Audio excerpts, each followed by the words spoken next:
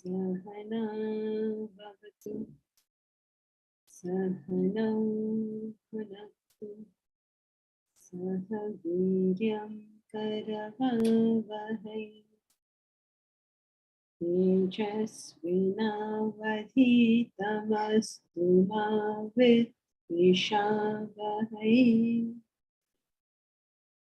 Om Shanti Shanti Shanti.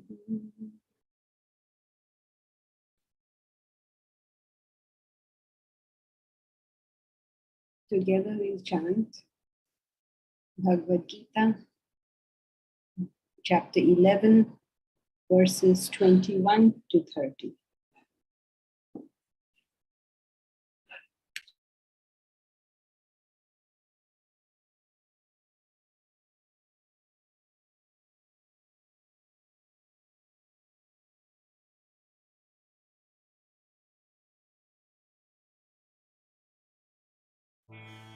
अमीहि त्वां सुरसङ्घा विशन्ति केचिद्भीताः प्राञ्जलयो गृह्णन्ति स्वस्तीत्युक्त्वा महर्षिः सिद्धसङ्घाः स्तुवन्ति त्वां स्तुतिभिः पुष्कलाभिः रुद्रादित्या वसवो ये च साध्याः विश्वेश्विनौ मरुतश्चोष्मपाश्च गन्धर्वयक्षासुरसिद्धसङ्घाः वीक्षन्ते त्वां विस्मिताश्चैव सर्वे रूपं महत्ते बहुवक्त्र नेत्रम् महाबाहो बहुबाहूरुपादम् बहूदरं बहुदंष्ट्राकरालम् दृष्ट्वा लोकाः प्रव्यथितास्तथाहम् नभस्पृशं दीप्तमनेकवर्णम् व्यात्ताननं दीप्तविशालनेत्रम् दृष्ट्वा हि त्वां प्रव्यथितान्तरात्मा धृतिं न विन्दामि शमं च विष्णो दंष्ट्राकरालानि च ते मुखानि दृष्ट्वैव कालानलसन्निभानि दिशो न जाने न लभे च शर्म प्रसीद देवेश जगन्निवास अमी च त्वां धृतराष्ट्रस्य पुत्राः सर्वे सहैवावनिपालसङ्घैः भीष्मो द्रोणः सूतपुत्रस्तथासौ सहास्मदीयैरपि योधमुख्यैः वक्त्राणि ते त्वरमाणा विशन्ते दंष्ट्राकरालानि भयानकानि केचिद्विलग्ना दशनान्तरेषु सन्दृश्यन्ते चूर्णितैरुत्तमाङ्गैः यथा नदीनां बहवोऽम्बुवेगाः समुद्रमेवाभिमुखा द्रवन्ति तथा तवामी नरलोकवीराः विशन्ति वक्त्राण्यभिविज्वलन्ति यथा प्रदीप्तं ज्वलनं पतङ्गाः विशन्ति नाशाय समृद्धवेगाः तथैव नाशाय विशन्ति लोकाः तवापि वक्त्राणि समृद्धवेगाः लेलिह्यसे ग्रसमानः समन्तात् लोकान् समग्रान् वदनैर्ज्वलद्भिः तेजोभिरापूर्य जगत्समग्रम् भासस्तवोग्राः प्रतपन्ति विष्णो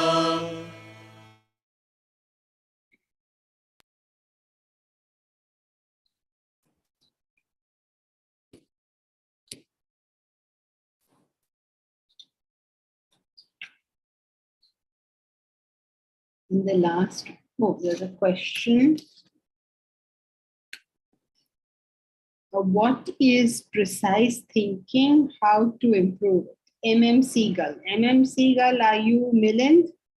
Yes, sir. Yes, but I don't see Emily here. You've changed it? Okay, everybody please. What, are you a great reader of Richard Bach? Why are you calling yourself Seagull? Yeah, change it. Still it is showing Emily Seagull. I don't know. All right. Okay. So what's your question? What is precise thinking? How to improve it? What is precise thinking? What is precise thinking? You flummoxed me, Midan. Thinking precisely is precise thinking. Thinking to the point. Because somebody asks you, have you returned from Delhi? Can you answer yes or no? So complicated life can be when you are not a precise thinker. Precise thinking. I have no idea how to answer that question. What is precise thinking? Precise thinking is saying or thinking exactly what you wish to think about, thinking no more than the point which is involved and no less. So besides that, instead of thinking what is precise thinking, try to do the opposite, which is precise speaking or precise reading. That would be easier to understand, because precise thinking, now, what do I say? It will be what it will be for everybody. So, read a paragraph, any paragraph. Can you bring it down to the minimum number of words, which include all the points? Say all that the paragraph is saying and say nothing more. Remember, we used to do that in Vedanta treaties at one point. Can you put in fact, we even try to do it now, that how briefly can you put this paragraph, including all the points? Of course, you can't leave out any.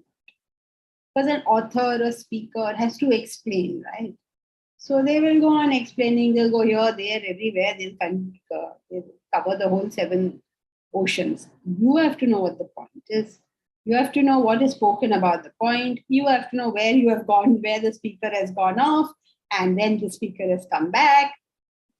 So in total, summation, what is precise thinking is usually simply concentration. It's just that. Okay, so what if there's a question, you answer the question. In group discussion, you learn precise thinking because you'll see what happens in group discussion. I mean, now of course reduced considerably. But first, when any group starts first group discussion, they say ignore the question. I will tell you what I know. They are not interested in what your question is. They are only interested in telling you what they know. So slowly you start paying attention. What is this person really asking? And if I have an answer, let me give it. If I don't have an answer, let me say I'll come back to you, or I'll think about it, or I don't know, let's go and ask somebody else. How do you improve it? By strengthening the intellect. Because the intellect does these things. When the mind is involved, it cannot do any of these things. When the intellect, when your intellect is engaged, you automatically have all these things. So what is precise thinking? Really means your intellect is engaged. But I don't like saying that because one will say this lady only answers every question with the same answer, which is true. So what can I do? Sorry, but it is the same answer for everything. How to improve it? By improving your intellect. Was that in any way helpful, Milan?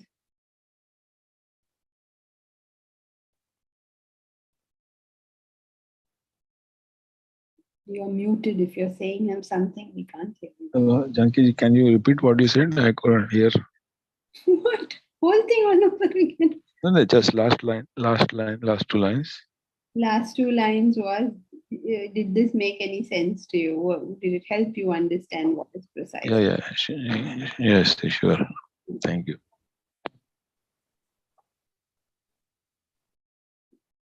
This is really what we have to learn to do, develop precise thinking. Because if we had precise thinking, we'd really move fast in life. You know, even to simply tell other people what is the job done is an incredibly difficult task. Because concentration is very little. You tell them do X, they'll do Y. And I have one new maid. If you want Melinda, I have to record her. It's difficult to explain what is precise thinking, but I can make a recording of what is not precise thinking. My first job in life is to make her thoughts go in one direction. Very, very difficult. So it's tough. I mean, this whole business about building up a human being is very time consuming. It takes years and years before anything happens. So that's why we're trying to get people who live together in the hope that it'll just happen a little faster. Now, Ram Barose or Inshallah, whichever one you wish to use. All Inshallah, if anything happens, it doesn't happen. What will happen? Does anyone else have a question? Where were we last time?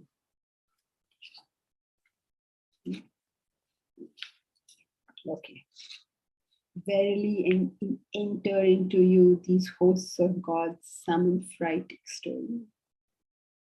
With joined palms, may it be well. Thus saying, bands of great sages and siddhas praise you with beautiful hymns. What do we look at God and think? One is fear and one is praise. 2 things with reference to God. Fear when you're not doing the right things. Praise when you are doing the right things.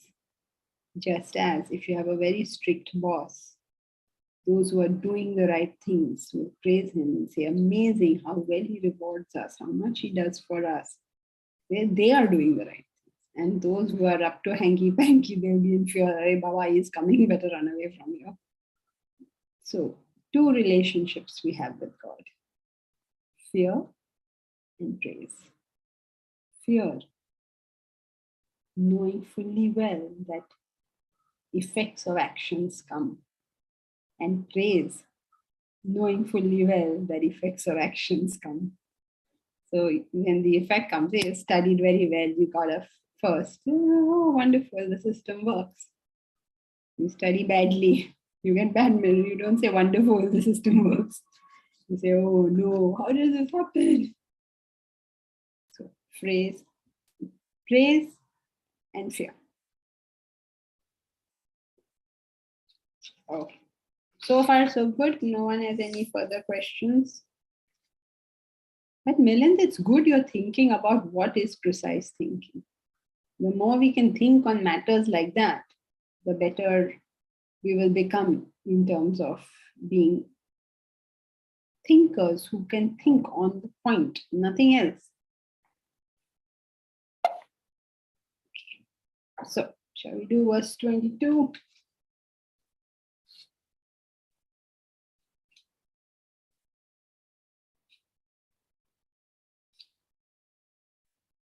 रुद्रादित्या वसवो ये च साध्याः विश्वेश्विनो मरुतश्चोष्मपाश्च गन्धर्वयक्षासुरसिद्धसङ्गाः वीक्षन्ते त्वां विस्मिताश्चैव सर्वे रुद्रादित्या वसवो ये च साध्याः विश्वेश्विनौ मरुतश्चोष्मपाश्च गन्धर्वयक्षासुरसिद्धसङ्घाः वीक्षन्ते त्वां विस्मिताश्चैव सर्वे. Rudradityas. The Rudras are the gods of destruction, and the Adityas are the gods of the lights. So the Rudras and the Adityas, the Vasavaha. Vasavaha is plural for Vasus, the elements. So the Vasus are the elements. You know one of the famous Vasus in one of his incarnations, right? Just so it becomes sort of relevant, otherwise all this sounds so irrelevant. Vasavaha. You know one Vasu? One Vasu at least you know of. Which is that? Devavrata? Bhishma Pitama. Yes, correct. And for those who don't know, both these are the same. Bhishma Pitamaha, his earlier name was Devavrata, and before he was Devavrata, he was a Vasu. He was cursed in the heavens, and therefore he and all the other Vasus came down to earth. So yes, you all are mostly familiar with this story, I would imagine. Yecha Sadhyaha. The Sadhyaha are the children of Sadhyaha. You know, if you make it Sa, it will become child of. So they are born of Sadhya. And these are they really don't need to point out this. Then the Vishwa Devas. They are born of Vishwa. And the Ashwins. The Ashwins are Vedic deities. They were the physicians to the gods. Maruts are the wind gods. Ushmapaha. They are the mains, the ancestors. You worship them during Shraddha. Gandharva Yaksha Surasiddha Sangaha.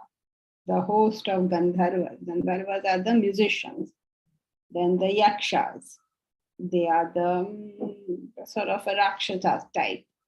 Sura Siddha Sangaha. Sura are the gods. Siddha are the perfected souls. The hosts. You read all this and say, what is all this going on? All these. You see, there was in India a traditional educational system. In the educational system, as even today, right? So when you are in sort of school, you read some maybe abridged form of Shakespeare or abridged form of Charles Dickens or something like that, right? And then you come to college, and then you may hear something that Charles Dickens praised this author, or Shakespeare praised that author, or Shakespeare took his stories from Chaucer, whatever you hear, right? So then what happens is you already know all these stories. So you've got some sort of link with them. And then now you're saying these people are also praising that person. That's what he's doing. But now we've never heard of these people. We have nothing to do with them. So we have to now change it a little bit. So we'll say the self, that massive form of the Lord was praised by Bill Gates, by Jeff Bezos, by Albert Einstein. Now it starts making some relevance in our minds. So this Arjuna knew all these names. He understood. He knew the long stories behind them. There's a whole culture, whole tradition behind all these things. Now we can't go into that. Otherwise, we'll be spending the next year till the end of the year only doing this verse. We can't go into each individual thing like that. If you're interested, my recommendation is go and read Amar Chitra Kathas. They'll give you all the backstories of everything. And then all these backstories, once you know, then you find these are some the things, some interest. The yakshas, the asuras. Asura is the gods. Asura is the non-gods, means the rakshasas. So all these things, you've heard so many stories, and they are vismitaha. They are astonished. Oh my God, what is this form? What is this thing we are seeing? All of them have no understanding of what this is spoken, of what he is showing. The Rudras, Adityas, Vasus, Sadhyas, you can change all that to saying that the Clintons and the Bushes and the Putins and the Gates and the Bezos and the whatever, and the Bachchans and all of that stand aghast at these great truths of life because they do not know them. All these behold you quite astonished. And you will really find that, once you learn this knowledge, and you will go and you will meet people who are naturally leaders of society in your work, and they will stand astonished and say, oh my God, this is something wonderful. Some will run away and will stand astonished. How did we not know this before? How many people, how many times I've heard this? Why did I not know this before? How did I not hear about this before? So all of us who have at least heard of this are at least blessed. So insofar as we've come in association with it. So we are one step ahead of the game. Now it's all about how much we are going to put into it.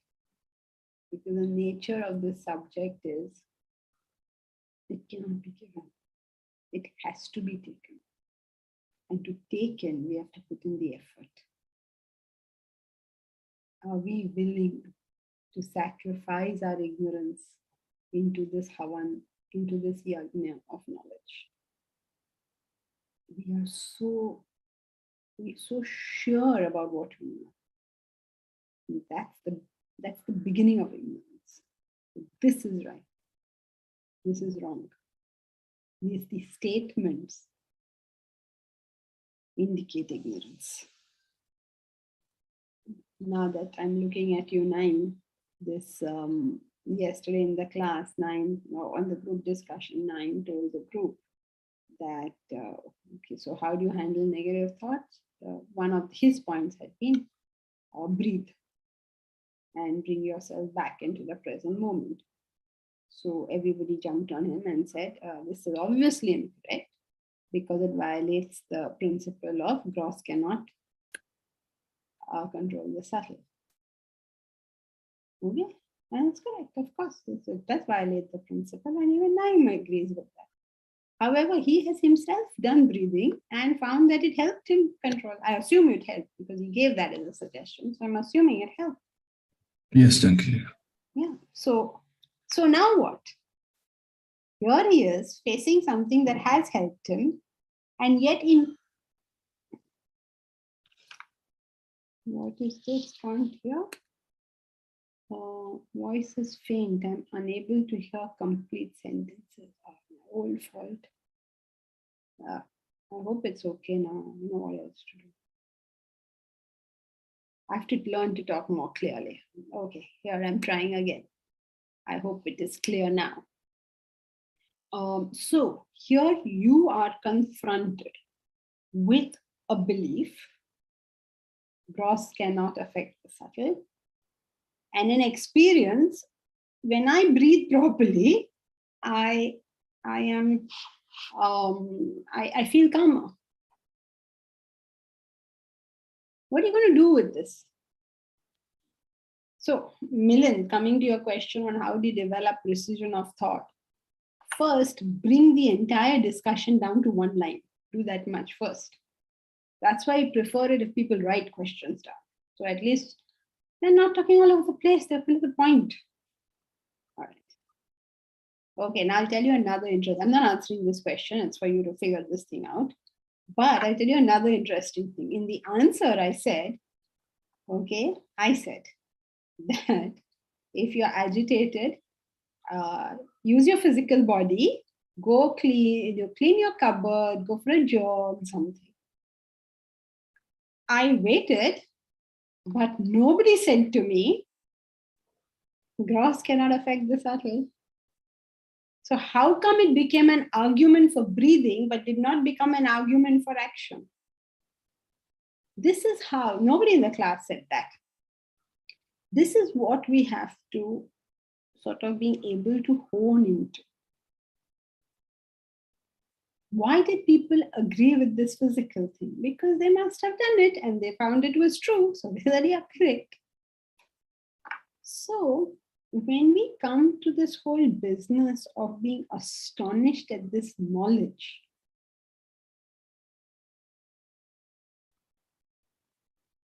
it is really something worth being astonished about. How can you take all sorts of different ideas and merge them into a whole? Because that really is the role of it. That is why all these people stand up in astonishment. All the greatest people stand up in astonishment and say, what is the word you use? Vismitaha, astonished. How can you take every contrary idea and somehow every contrary correct idea and merge it into a coherent whole? Wouldn't it be astonishing to be able to do that? So one way you can look at it, of course, is to say that he saw the form and everybody's looking at the form and they are astonished. Or you can understand it in a more figurative sense, that if all the pieces of the jigsaw came together, wouldn't we stand astonished?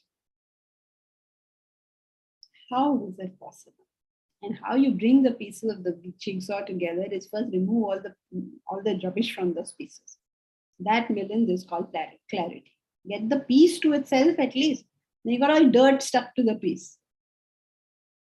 You know how many times you can be benefited if you can do this? How many times we have been benefited because you take all the rubbish, come to the point and see how two valid points can both be held true. And if we can actually develop that ability, there we go places. But what do? This is my view, this is your view, I'm stuck on my view, you're stuck on your view. And then you fight for the rest of our lives. And actually, if you put these two views together, maybe you'll get a better glimpse of the truth. So, Vismitaha, we will all stand astonished in awe of the knowledge that can bring coherence, cohesiveness to the whole thing. Now, of course, one other way is to go through this whole list and find out what these various people are and what they do. All right, is this one clear? Verse 22. All right, verse 23.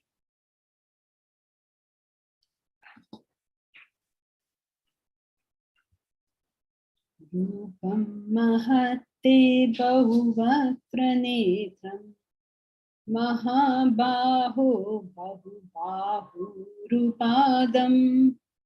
बहुदरं बहुद्रंष्ट्राकरालं दृष्ट्वा लोकाः प्रव्यथिताः तथाहम् रूपं महत्ते बहुवक्त्रनेत्रं महाबाहो बहुबाहुरुपादं बहुदरं बहुद्रंष्ट्राकरालं दृष्ट्वा लोकाः प्रव्यथिताः तथाहम्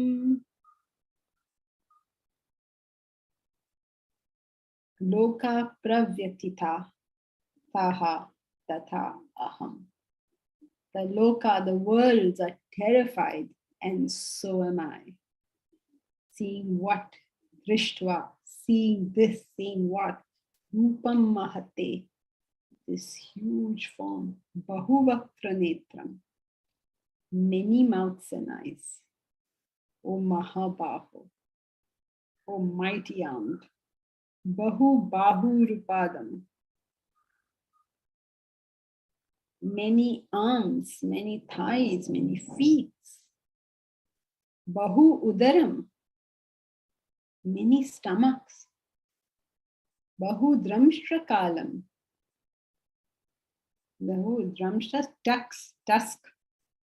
It's really painting a really frightening picture. No, imagine this huge form. I mean, even the dinosaurs, which are not so huge, make us so frightened. Now imagine a huge form. Okay, it's got many arms, many stomachs. I don't know how to have many stomachs, but anyway, many stomachs. Can you imagine that? So big that he needs so many stomachs. Many arms, many vaktra netram, many mouths. Means obviously must have many heads, not to have many mouths. Many eyes. It's a terrible form, no? If you think of, try to imagine it, it's pretty terrible. We said they're all terrible. Everybody's terrified, and so am I. So if you look at the previous verse, it tells you who all are terrified. In this verse, it tells you, what are you fearing? What are you fearing? The vastness of that form. Mean the supreme nature of God. There's nowhere you can run from the eyes of God, as it were. Nowhere to run. Wherever you run, He's already there. So what does all this mean? Bahu vaktra netram, Bahu rupa, Bahu, many stomachs. Same concept is there in the image of Ganesha. You know, Ganesha is a nice rotund little fellow, and he has a big stomach. We'll say, if he's a god, least he can do is give himself a handsome form. Why is he giving himself a big stomach? What it means is that he can digest anything. We cannot digest anything. We react. We get involved. We get upset. We get excited. We get carried away. We can take it in. That's it. End of story. Suppose you go and tell Buddha, you're a very foolish man. Buddha digests it. So he's taken it in. And somebody else goes and tells him, you are the world's most wise person. He digests that. He has the same reaction whether you tell him he's the wisest man or the stupidest man. He can digest anything. Any challenges come, any successes come. Take it in. Absorb it. It's okay. Nothing is dependent on us. You see, our senses, our eyes are looking at the world. And because they're looking here and there and everywhere, they're seeing so many things. And when they see so many things, they think those things are going to do something to them. Some things are good for them and some things are bad for them. It's an amazing realization to think that nothing's going to happen. We started making a university. We put up the university. What is going to happen? Nothing. You started doing the university, you failed at doing the university. What is going to happen? Nothing. What is the excitement about? You fell in love with some girl, you wanted to marry her, you married her. What happened? Nothing has happened. You're still the same person. You couldn't marry her. You're miserable. What has happened? Nothing. You're still the same person. You still go through the same ups and downs. You still everything will be the same. Nothing's happening. The realization that it is not affecting me in any way. It is not affecting me. That is what it means you can digest anything.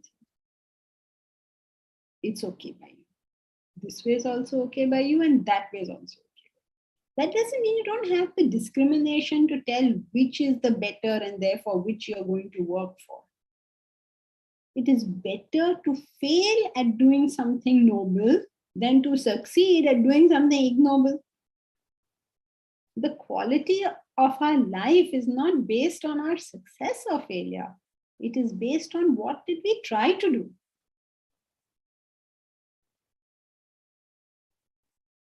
When this external world stops being the center of my attention, I realize it has no power on me.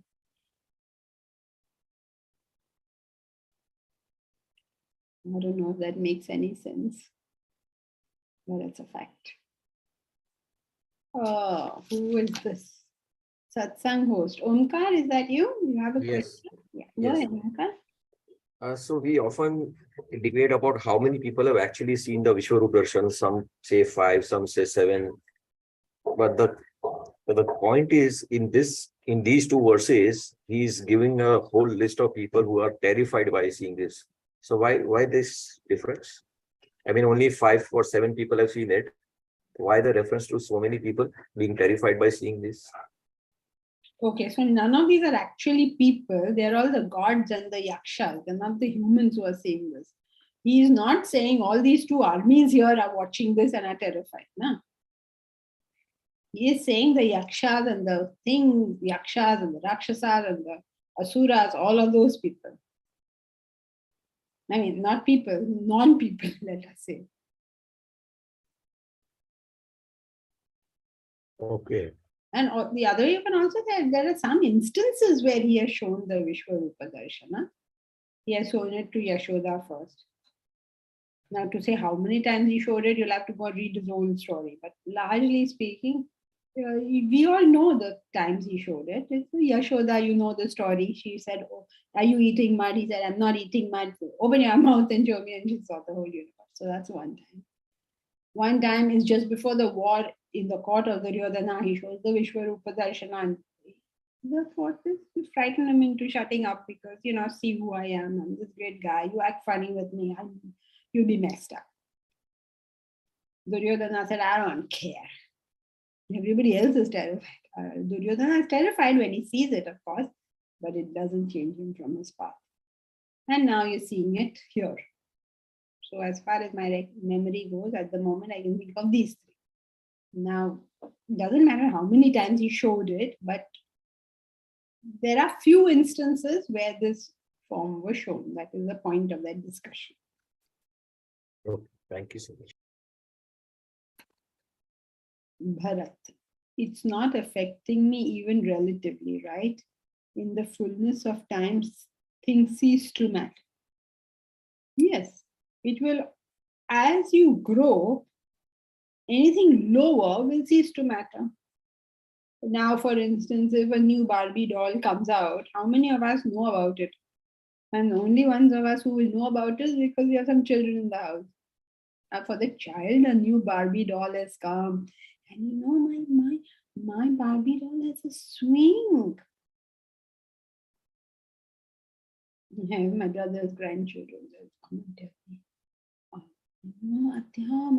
Atya, my Barbie doll swings such a sweet swing. She sits on a swing every day. And she wears pink clothes and sits on her. So much. Now, suppose something happens to that Barbie doll. Have you seen these children? They'll go, "Wah!" You look at a child, it's very philosophical. How they are involved in all their various things, how they do hanky-panky around their little various things. Then if their brother or sister takes their toy, how they will bring the roof down. Their mother is telling them, oh, what is that line she keeps telling them? Sharing is caring. So she's trying to tell them about each other. Between the two, at least you people learn to share. Forget sharing with the rest of the world. Caring is sharing. We have to keep repeating it to the children. Caring is sharing. If you care, then you share. So all the stories going on. And you watch it and you look and think, in another man's fate, I weep my own. There are actually many images of us. Same rubbish that we do, they are doing on a different scale. But now that we have grown up from there, we look on them and we find it funny, we find it cute. We also take part in their thing. They're so excited. I got a new dress and it has got pink flowers. Like this new dress and it has got pink flowers is a very, very important thing in their life. Just as getting a promotion is a very important thing for us. So as you grow up, you begin to realize, you know what? Oh world, you think I thought you were very powerful. Actually, you're not. You're not making any difference in my life. Spouse is happy, unhappy. Children are doing well, not doing well. Business is going up, business is going down. I think it is making a difference. It is not. And if I choose to grow up, I will understand how it's not making a difference.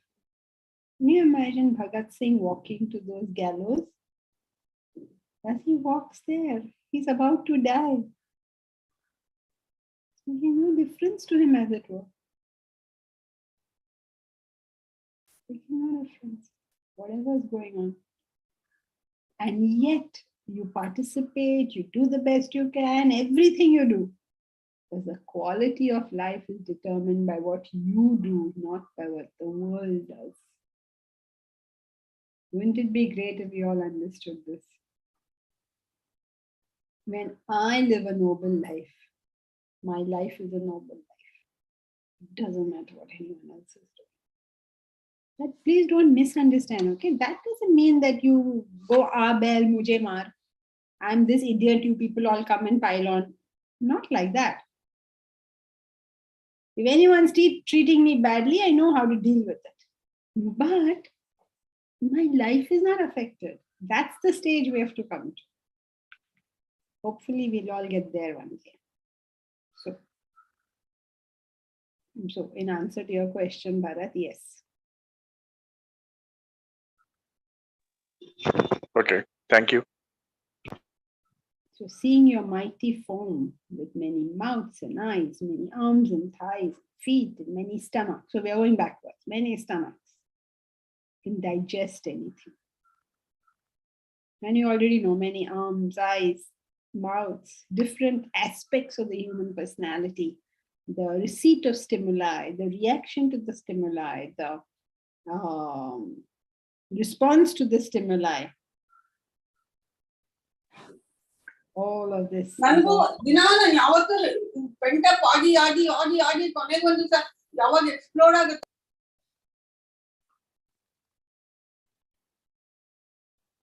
All the various things that go on and on and on.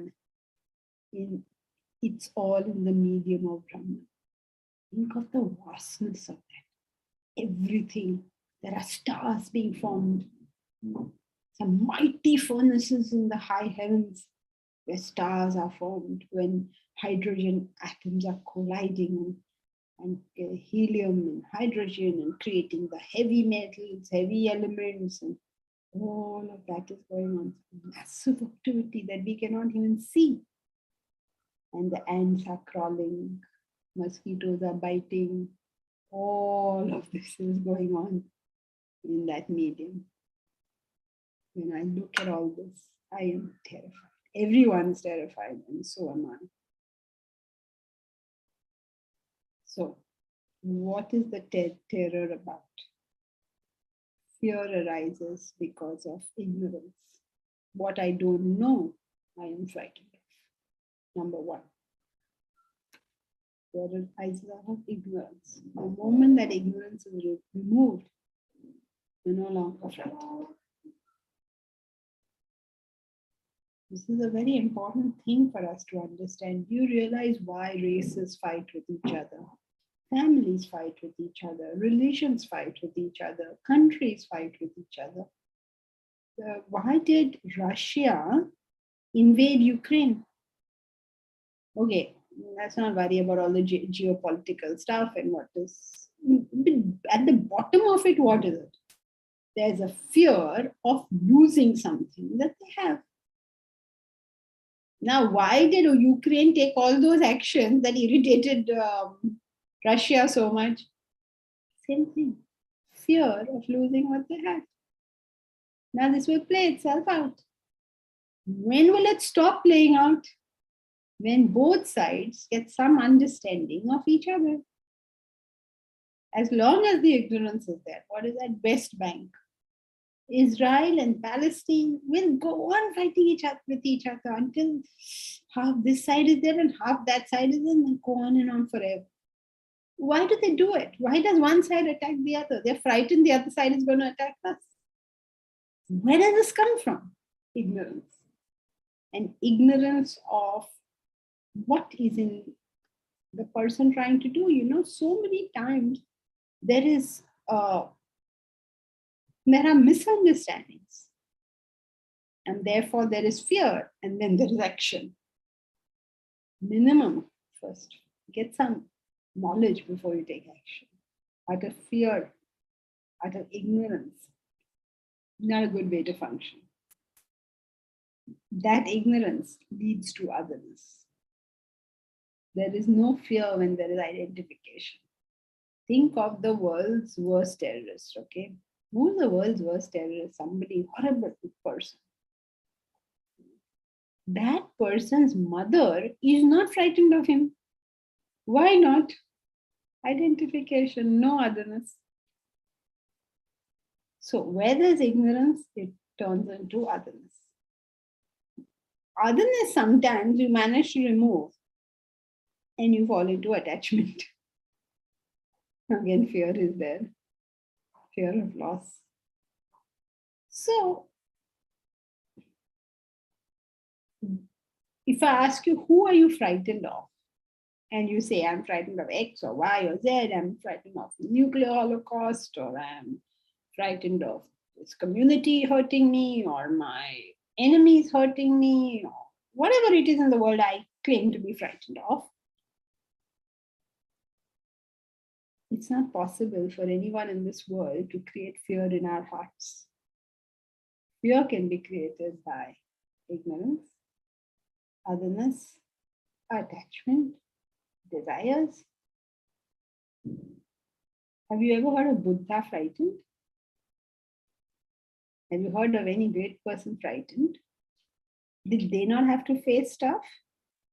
Only we have to face stuff? If you really think about it, the way I say, oh, I'm so frightened that Ukraine and Russia are fighting and one day they're going to start using nuclear weapons. I'm very frightened about this. Okay, let us say that they use nuclear weapons and all of Europe is totally destroyed, but India is safe. Are you still frightened? Half the fear has gone. For those who are in India, of course, not for those who are in Europe. Now, suppose we say, okay, there was a nuclear holocaust. The whole thing was ruined. All of India was also ruined, but the city you're in is going to stay safe. You know that for certain. Are you still frightened? Let us say your city is also ruined. Only your house is going to stay safe. You and your family are going to be safe. Are you still frightened? Let us say everybody will be destroyed, but you will be safe. Are you still frightened? So what is this fear all about? It's only about whether I will die or not. Isn't it? Now, by the way, regardless of the nuclear holocaust, we are all going to die in. So what are you worried about? What is there to worry about? But when there's desires and attachment, when there's selfishness, there is something to fear.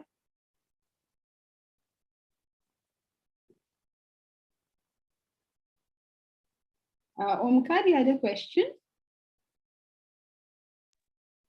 The ignorance, you're fearful because of ignorance. Can we also say you're fearful because you're knowledgeable? Because, you know the potential damage somebody can do.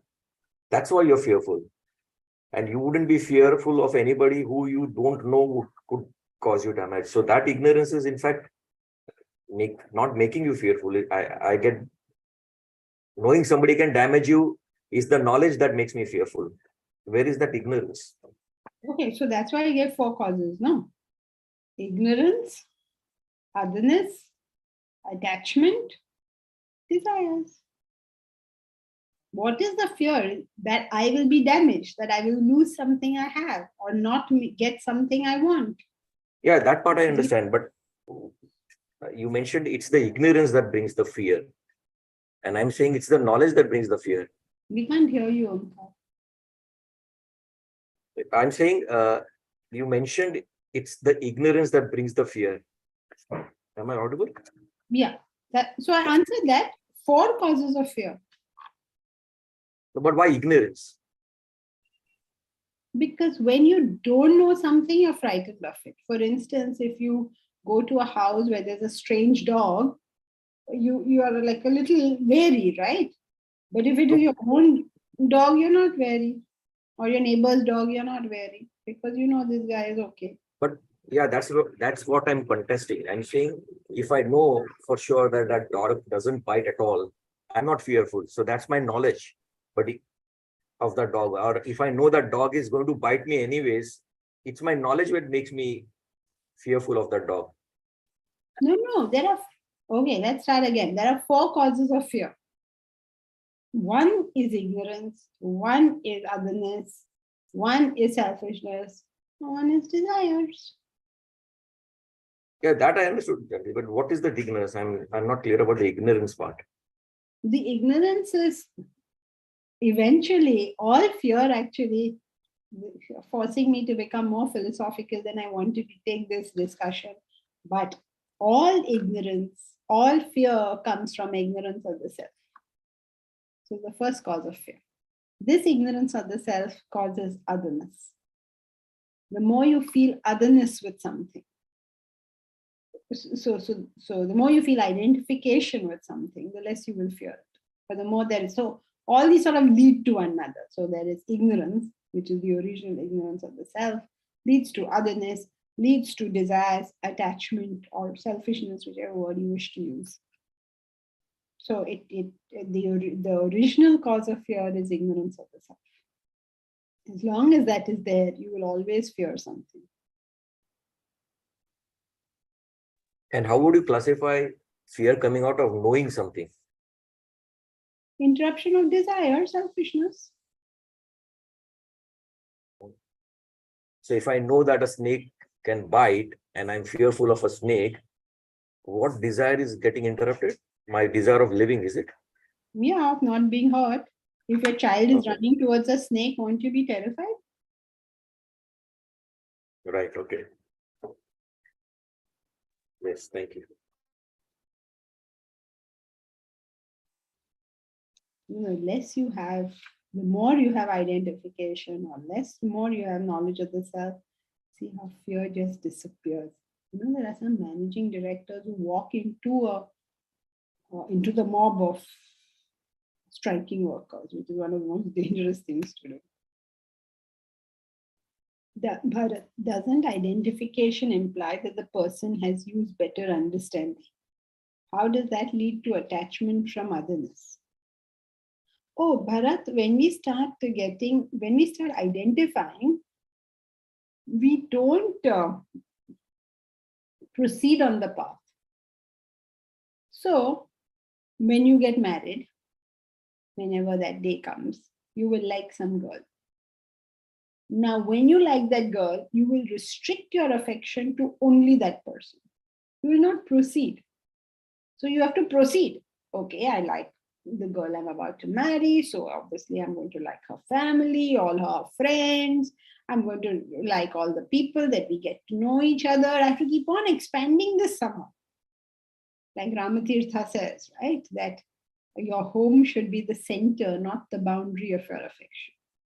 What we do is we will restrict the identification. We won't let it grow from. When you restrict that identification, it's known as attachment.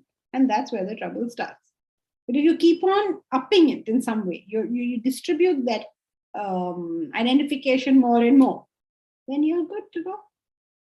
But when you don't do that, that same identification leads to attachment.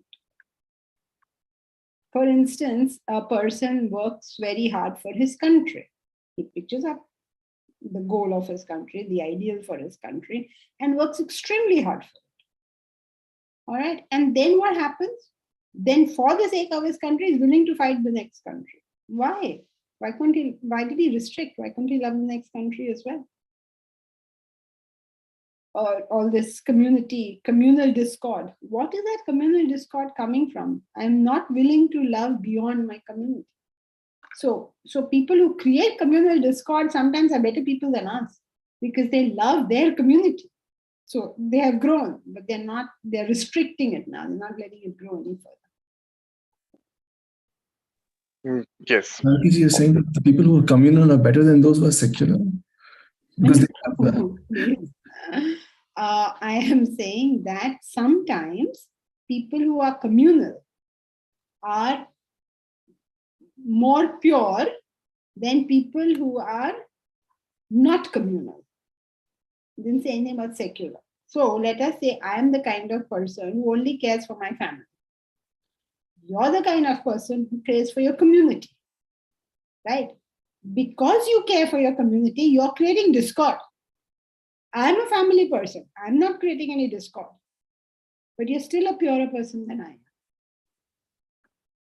Because your identification has grown more. Because your identification has grown more, your power to do damage has also grown. You remember the circles of identification? That some people only care about themselves. Some people care about their families. Some people about their communities. Some about their nations. And some about humanity. And some all beings. Right? So here are people who care a lot about their nation. Let us say Alexander the Great. Alexander the Great wanted to be Greece to maybe be conqueror of the world. All right. Now, if he wanted Greece to rule the world, or Cyrus the Great to rule the world, whoever wanted this thing, they wanted their country's dominion over others. So either they did it for personal name and fame, we're not talking about those people, but people who did it for their country, they went and created so much havoc. So many people destroyed, so much trouble is created. So that's why many people say, these family people are better than these people. Because those guys who care about their country or their community or whatever in the world they care about, they go and create havoc. And the family people are busy earning a living and keeping their family happy. They have no time to create any havoc anyway. But in terms of purity, even though it doesn't appear so, in terms of purity, they may be better. We don't know why they're creating the havoc. Now, don't go to the other extreme and say all those who are creating havoc are good people. No, 99% of them are all selfish and self-centered and they couldn't care about anybody else. But sometimes even the pure have done that. I mean, relatively pure. The trouble arises because they are restricting further growth. On the spiritual path or the path of growth of a human being, there's many a slip between the cup and the lip. How many mistakes we can make is something truly amazing.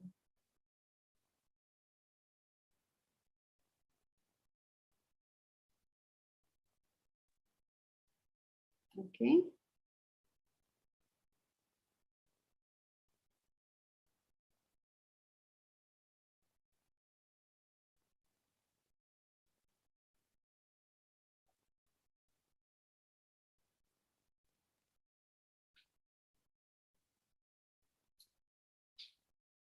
Janki I have a question.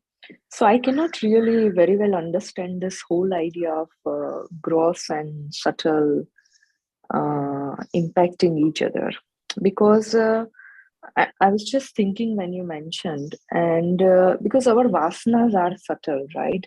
But our actions are gross, and certainly they sort of like seem to be impact on each other. And there are many such examples. Probably my clarity is very less on this particular topic. So if you kindly take it up today or any other time, a little more detailed explanation would be really helpful.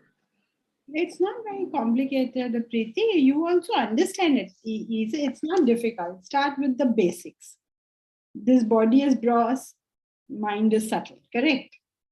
So somebody Yes. wants to, yeah. This is okay. First, let's start with definition so that we know what is gross and what is subtle. Always a good way to define. Who will define gross and subtle?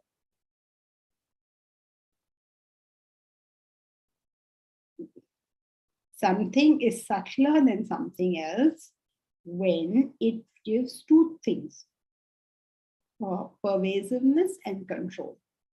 Correct, Asha? Pervasion and control. So when you make a comparison, which is more subtle, which is more pervasive, which has more control. So body is gross compared to the mind. Why is that so? Because the body pervades so much, the mind pervades the whole body and it can go elsewhere.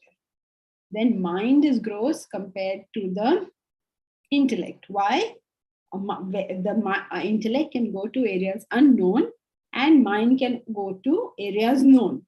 So intellect can go to areas known and it can go to unknown. So intellect is more pervasive than the mind. Now control. The mind controls the body. Okay, so if you're upset, you're disturbed, you're whatever, then you will have, like, I don't know, acidity and you want to go to the bathroom or something like that. And intellect controls the mind.